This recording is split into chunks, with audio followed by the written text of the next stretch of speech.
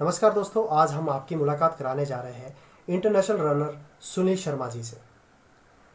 सुनील शर्मा एक ऐसी शख्सियत है जिन्होंने पूरे दुनिया में हिमाचल का नाम रोशन किया है। ये हिमाचल के सिरमौर जिले के रहने वाले हैं। आइए बात करते हैं सुनील शर्मा जी से। सुनील जी, आपका हमारे इस प्रोग्राम में स्वागत है। Thank you so much sir. Sunil ji, एक कोरोना को लेकर इस टाइम काफ़ी पूरे विश्व में परेशानी बनी हुई है और हिमाचल में भी देखा जाए तो आपको पता है काफ़ी सिस्टम अप डाउन चल रहा है। तो आप एज ए स्पोर्ट्स पर्सन, आपको क्या लगता है कि कोरोना को लेकर क्या लोगों में अवेयरनेस कैसे की जाए?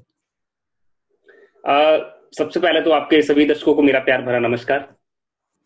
कश्मीर जी, मैं आपको ये कहना आपके दर्शकों को और सभी भारतवासी को ये कहना चाहूंगा कि नो डाउट कि जो कोरोना महामारी जो फैल रही है, इससे हमें डरना नहीं है। इसको लोगों ने बहुत पैनिक बना दिया है। बिल्कुल बिल्कुल। हाँ, जरूर आप एहतियात जरूर बरतें और जैसे अच्छे से आप हैंड वॉश करें, हैंड सैनिटाइज यूज करें और आप मास्क पहने और सोशल डिस्टेंसिंग के साथ आप इसका बिल्कुल ध्यान रखें कि आपको सोशल डिस्टेंसिंग मेंटेन रखना है। और मेरा ये मानना है कि अभी जो लॉकडाउन चला हुआ है ये बहुत जरूरी था, बट अब आप लॉकडाउन भी कब तक रखोगे, क्योंकि अब तो शायद ऐसा भी टाइम आ जाएगा कि भुखमरी हो जाएगी और आप देख रहे हो कि इकोनॉमी बहुत डाउन आ चुकी है। तो अब हमें इसी के साथ जीना सीखना पड़ेगा। उसके लिए बहुत जरूरी है कि हमारी सरकार को चाहिए कि, और हमारी भारतवासियों को, बल्कि पूरे विश्व को चाहिए कि कोरोना से हमें डरना नहीं है, बल्कि इसका डटकर हमें सामना करना है। हमें अपने, स्पेशली मैं ये कहना चाहूंगा कि जो स्पोर्ट्स पर्सन है या हमारी जो आम जनता है, आप अपनी दिनचर्या ऐसे बनाइए कि आप अपना इम्यून सिस्टम स्ट्रांग कर सके। आपको जिम ओपन करने चाहिए, आपको स्पोर्ट्स एक्टिविटी ओपन, मतलब स्पोर्ट्स जो भी हमारे इवेंट होते हैं उनको आपको ओपन करना पड़ेगा, ताकि हर एक खिलाड़ी या हर एक स्पोर्ट्स पर्सन या आम इंसान, आपको ये कहना चाहिए कि आप सुबह वॉक करें, अपने एक्सरसाइज करें, आप अपना इम्यून सिस्टम स्ट्रांग करें, तभी आप इस बीमारी से लड़ पाओगे। बिल्कुल बिल्कुल बिल्कुल। अब जैसे अभी हिमाचल गवर्नमेंट ने 1 जून को मतलब बसें चलाने का स्टार्ट किया है, इंटर डिस्ट्रिक्ट के अंदर अंदर चला रहे हैं। तो आपको लगता है ये सही कदम है थोड़ा सा?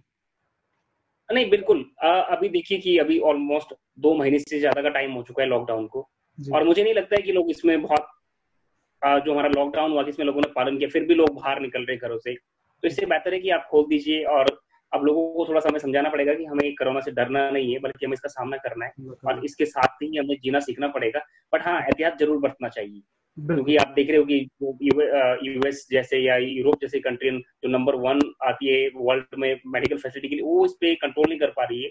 बिल्कुल। बट हाँ, हमारे इंडिया में इतना जरूर है कि यहाँ पर जो डेथ रेशो बहुत कम है और लोग जो रिकवरी बहुत अच्छी हो रही है, क्योंकि हम इंडियंस का इम्यून सिस्टम बहुत स्ट्रॉन्ग है।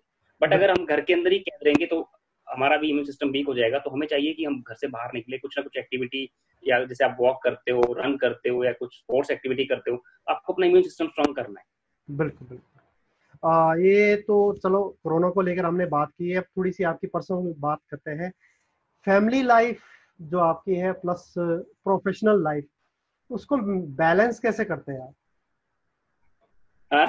ये आपने बहुत पेचीदा सवाल पूछ लिया। बहुत मुश्किल हो जाता है फैमिली वालों का। हमेशा एक ही क्वेश्चन होता है कि आप अपने फैमिली को कब टाइम दोगे, एग्जैक्ट। क्योंकि एक स्पोर्ट्स पर्सन की जो लाइफ होती है उसमें बहुत डिसिप्लिन होना चाहिए, हम्म। और आपको अपनी फैमिली से भी बहुत कई बार दूर रहना पड़ता है, आप उनको टाइम नहीं दे पाते हो। तो ये थोड़ा सा मुश्किल हो जाता है, क्योंकि अब जब मैं अपनी बात करता हूँ तो मैं ऑलमोस्ट 24 घंटे में से 15 से 18 घंटे के बीच में प्रैक्टिस करता हूँ, और सिर्फ 3 घंटे या 4 घंटे में मैक्सिमम सोता हूँ।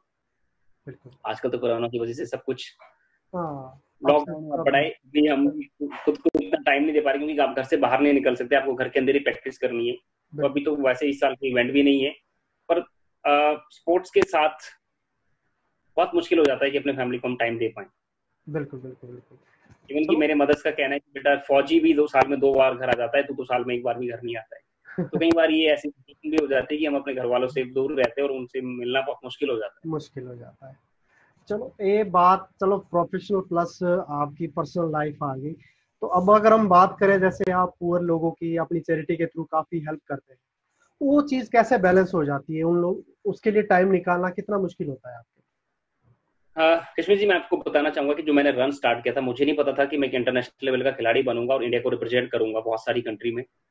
मैंने जो रन स्टार्ट किया था, मैंने चैरिटी के लिए स्टार्ट किया था, और शायद ये आज उसी की देन है, लोगों का प्यार, जो आशीर्वाद है, उसी की बदौलत मैं आज एक इंटरनेशनल लेवल पे इंडिया को रिप्रेजेंट कर रहा हूँ। और जैसे हाल ही में मैंने अभी 2 नेशनल रिकॉर्ड ब्रेक किए, बिल्कुल। 100 किलोमीटर में और 24 आवर्स में। हाँ हाँ तो बिल्कुल। सब लोगों का मानना होता है, और मेरा खुद का ये मानना है कि जब हम कोई रन करते हैं, तो सपोज करो अगर मैं 100 किलोमीटर रन कर रहा हूँ, तो मुझे रिकवरी के लिए टाइम चाहिए होता है उसके लिए। बट बिल्कुल। टच वुड, मेरा रिकवरी इतना फास्ट होता है, वो लोगों की ब्लेसिंग्स ही है कि मैं विद इन 1 मंथ 2 इवेंट करता हूँ कई बार। Okay okay. बिल्कुल बिल्कुल। तो एक चीज मैं आपको पूछना चाहता हूँ कि ये मिशन जो आपने रखा हुआ मिशन, ये आगे का क्या है? कब तक, कुछ मतलब कब, किस लेवल तक आप जाना चाहते हो? बिल्कुल कश्मीरी जी, मैंने अब पहले भी कहा है कि जब तक सुनील की सांसें चलेगी, जब तक कि सुनील की टांगे चलेगी, तब तक सुनील कुछ ना कुछ चैरिटी के लिए हमेशा करता रहेगा। और आज जैसे कि हाल ही में मैं आपके चैनल के माध्यम से लोगों को भी बताना चाहूंगा और उनसे रिक्वेस्ट भी करना चाहूंगा कि अभी मैं आज ही एक बच्चे से मिलकर आया हूँ, जिसका नाम सार्थक है, और वो हमारे हिमाचल प्रदेश के पौंटा का ही रहने वाला है। ओके। तो जब मैंने उनके घर की हालत देखी, तो आप बिलीव नहीं करोगे कि इतनी गर्मी, जो अभी गर्मी फैल मतलब डे बाई डे बढ़ती जा रही है, तो एक झोपड़ी के अंदर 4 लोग रहते हो, और उनके पास घास की छत है, इवन की उनके ऊपर पक्का मकान भी नहीं है। और घर की कंडीशन इतनी ज्यादा बदतर हो चुकी है कि अभी लॉकडाउन की वजह से लोग घर से बाहर नहीं निकल पा रहे। उनकी रोजी रोटी भी वो अच्छे से नहीं अपनी अर्निंग कर रहा है, क्योंकि दोनों मियाँ बीवी मजदूरी करते, एक फैक्ट्री में काम करती है, ओके। और जो हस्बैंड है उनको मजदूरी करते, उससे अपनी घर की रोजी रोटी चलाते। But okay. अभी 2 महीने से कुछ भी काम नहीं हो रहा है, और ऊपर से बीमारी जब आती है, बीमार। तो बहुत मुश्किल हो जाता है, क्योंकि उनके बच्चे की जो एक किडनी, वैसे तो पहले ही उनकी एक किडनी है, वो भी, उसमें भी किडनी में इन्फेक्शन है, और साथ में उनको शुगर प्रॉब्लम है।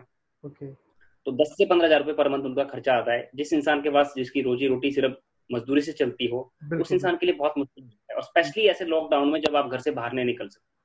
चलो ये फिर तो हमने डिसाइड किया, बिल्कुल बिल्कुल। मैं हमेशा हर साल एक चैरिटी रन करता हूँ, जिसका नाम दिया है मैंने द ग्रेट सिरमौर रन, क्योंकि सिरमौर मेरा होम डिस्ट्रिक्ट है, और बिल्कुल। इसको हमने द ग्रेट सिरमौर रन दिया है। और हर साल हम इसके अंदर 2 या 3 या 4 5 पेशेंट लेते, और लोगों से हम एक अपील करते कि जो भी आपके द्वारा एक चैरिटी दी जाएगी, उन पैसों से हम इनका ट्रीटमेंट करवाएंगे। तो इस साल भी मैं चाहूंगा कि जो ये हम द ग्रेट सिरमौर रन 4 करने जा रहे हैं, इसमें आप सब लोगों का सपोर्ट मिलेगा। स्पेशली मीडिया बंधु का मैं धन्यवाद करना चाहूंगा कि जो हमारा जन जन तक मैसेज पहुंचाते, और आप लोगों के मैसेज से ही लोग इस इवेंट में, या इस जो हम एक चैरिटी रन करते हैं, उसमें हमारा सपोर्ट करते हैं।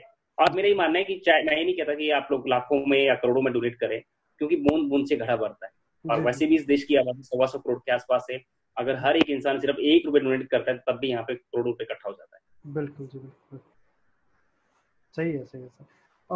सर एक चीज थोड़ा सा आपसे पूछना चाहूंगा, जो आज की जनरेशन थोड़ी नशे की साइड जा रही है, नशा, तो उनके लिए स्पोर्ट्स कितना जरूरी है?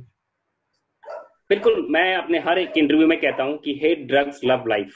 दोस्तों, अगर नशा पालना है तो आप स्पोर्ट्स का नशा पालिए, समाज सेवा का नशा पालिए, देशभक्ति का नशा पालिए, पढ़ाई का नशा पालिए। बिल्कुल क्योंकि जो मेरे युवा साथी ड्रग्स लेते हैं या नशे की तरफ जा रहे हैं, क्योंकि नशा सिर्फ और सिर्फ तबाही लेके आता है, आपके शरीर का विनाश करता है। बिल्कुल। बिल्कुल मेरा जो मानना है कि क्राइम्स की जो बिल्कुल। सबसे बड़ी जड़ है, नशा है। जी जी जी।